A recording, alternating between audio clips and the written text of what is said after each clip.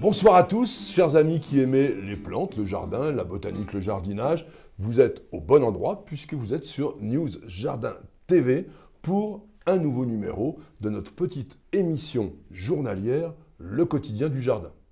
Je suis très heureux de vous accueillir dans ce joli décor avec les orchidées, avec les roses de Noël, avec les poinsettias, qui a été réalisé par ma petite femme Nicole, ma petite jardinière préférée, qui est aujourd'hui aussi derrière la caméra et qui nous fait les belles images pour cette émission. Une émission qui est consacrée à ce que je réponde chaque soir à l'une de vos questions.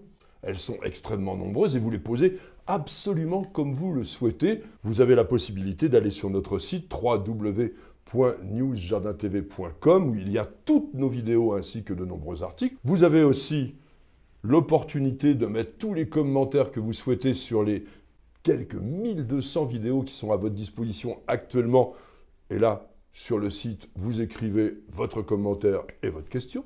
Et puis, j'ai beau le dire régulièrement tous les soirs, j'insiste vraiment sur le fait que nous avons besoin de photos. Chaque fois que vous voulez que nous identifions une plante ou que vous avez un problème bien particulier, un endroit à aménager, une plante qui est malade, etc. Et là, vous nous envoyez les photos sur le mail contact@newsjardintv.com. Nous avons choisi pour ce soir la question de Carmineo, qui nous dit la chose suivante. Pouvez-vous me dire comment réussir un Gunnera? J'ai tenté plusieurs fois l'expérience dans mon jardin du Limousin, mais la plante n'a jamais survécu plus de 2 ou 3 ans. Je désespère. Alors d'abord, qu'est-ce que le Gunnera? C'est un genre de plante vivace herbacée qui, d'ailleurs à lui seul, compose la famille des Gunneracées, une famille qui a été créée en 1842 par le botaniste suisse Carl Daniel Friedrich Meissner. Et de son côté, le genre Gunnera a été créé en 1753 par l'incontournable botaniste suédois Carl von Linné, qui a voulu rendre hommage à un évêque et naturaliste norvégien, Johan Ernest Gunnerus.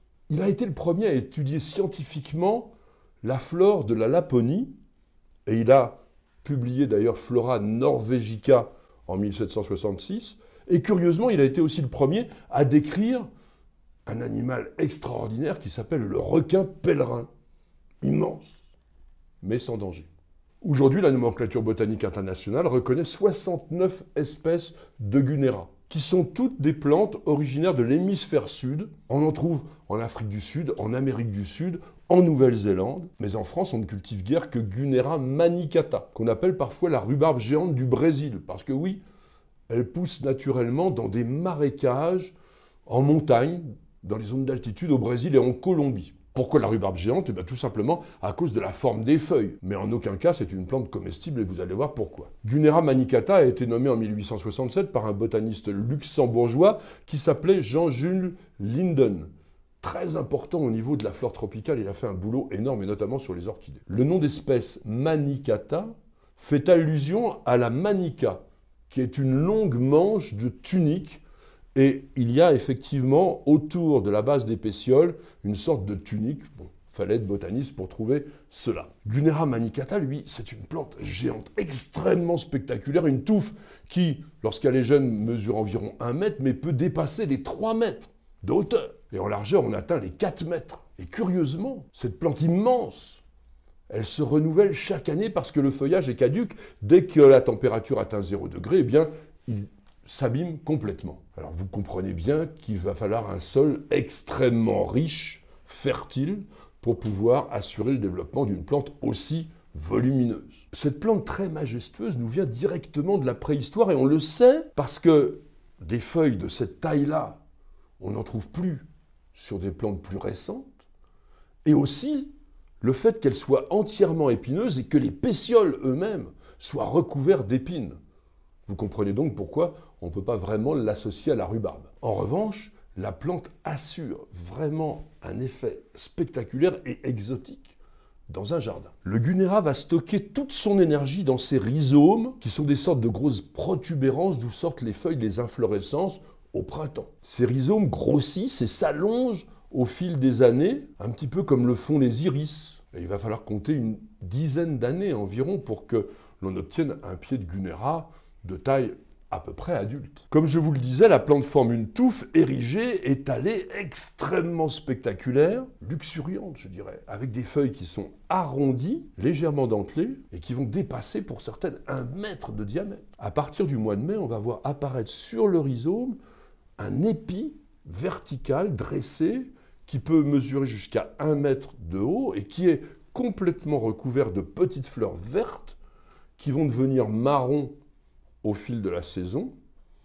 et disparaître elles aussi au premier coup de gel. Alors attention, ces inflorescences demandent énormément d'énergie à la plante et je vous conseille, si vous n'êtes pas dans les conditions idéales pour sa culture, de les supprimer de manière à privilégier le feuillage. Pour réussir le Gunera, il lui faut un endroit dégagé, faire un trou profond de 80 cm et environ autant de large que vous allez remplir d'un mélange composé de compost bien décomposé, de terreau, de plantation et de terre de bonne qualité. Et ce sol sera enrichi avec 2 ou 3 poignées de cornes torréfiées, un engrais de fond qui va se décomposer lentement et nourrir la plante en permanence. Pour réussir le Gunera, il faut que le sol soit constamment humide. C'est pourquoi on le plante le plus souvent sur les berges d'une pièce d'eau, par exemple, de manière à ce que le sol soit toujours frais. Et puis, je vous conseille évidemment de maintenir en permanence un paillis d'environ une dizaine, quinzaine de centimètres d'épaisseur qui conservera cette fraîcheur. Et surtout, installer le Gunera dans un endroit mi-ombragé. Le soleil direct de l'été va brûler, griller, dessécher les feuilles. Lorsqu'il fait chaud en été, vous devez compter environ 50 litres d'eau tous les 2 ou 3 jours pour que la plante soit en bon état de santé. Et surtout, n'oubliez pas de le doucher abondamment chaque fois que la température aura dépassé 25-28 degrés dans la journée, afin que la plante retrouve les conditions qu'elle a dans son milieu naturel, où les précipitations sont importantes et les brouillards aussi. Petite chose importante, le Gunera est acidophile. Donc évitez d'utiliser l'eau de ville qui est généralement calcaire, pour l'arroser régulièrement. Récupérer l'eau de pluie et il s'en portera que mieux. Une plante brésilienne peut-elle être rustique dans notre pays? Eh bien oui, pratiquement. Puisque, comme je vous le disais, il pousse en montagne. On estime que la souche peut résister à environ moins 10 degrés. Il faut en permanence que la plante soit dans une ambiance humide, moite. Que va-t-on faire en hiver? Eh bien c'est extrêmement simple. Je vous disais que le feuillage était caduc, donc il va faner en fin de saison, vous coupez tous les gros pétioles, alors munissez-vous de gants, hein, les épines sont importants, et puis vous allez empiler toutes ces feuilles sur la souche, sans tasser, il faut que ça soit bien aéré. Si la plante a fait énormément de feuillage, vous pouvez en éliminer une partie, parce que si vous avez déposé un paillis trop épais, vous risquez de créer des conditions favorables à un départ trop précoce. Et il suffirait d'une gelée un petit peu tardive pour que vous anéantissiez complètement la végétation de votre Gunera. Vous vous demandez sans doute s'il est possible de réussir un Gunera en pot. Je dirais oui, dans un grand contenant, avec des arrosages réguliers et une fertilisation très très fréquente, mais jamais vous n'aurez l'opulence d'une plante cultivée en pleine terre. Pour terminer, juste une petite anecdote, sachez que on voit toujours le Gunera comme une plante géante, mais parmi l'ensemble des espèces, il en existe des miniatures. Vous avez par exemple Gunera hamiltoni, qui est nain, petite feuille persistante, celle-là, gris brunâtre, de 2 à 7 cm de diamètre seulement, il forme un tapis. Et lui, il vit en Nouvelle-Zélande, et il n'offre pas malheureusement une rusticité excellente, on va dire -7 vraiment maximum. Et puis il y a Gunera magellanica, du Chili, qui lui aussi est couvre-sol et qui aime bien les zones humides aussi, mais ombragées, et qui peut tenir jusqu'à -10 degrés. Merci à tous et à chacun de nous avoir suivis dans cette émission qui, je l'espère, vous aura intéressé, fait découvrir une plante qui est vraiment, vraiment très spectaculaire si vous avez les bons endroits et que je vous recommande. C'est une des plantes préférées de ma petite femme, mais c'est vrai que chez nous, on a eu toujours du mal aussi à le conserver à cause des étés caniculaires que nous avons ces dernières années. Grâce à vos questions et un peu aussi à mes réponses, nous constituons ensemble une magnifique collection de vidéos qui devient une véritable petite encyclopédie. Elle est mise à la disposition de tous et de chacun pendant 24 heures, mais si vous désirez avoir accès à l'ensemble de la collection, mais aussi au dernier numéro de notre émission hebdomadaire d'1 heure, Bienvenue au Jardin, eh bien, il faut devenir membre de News Jardin TV, le club.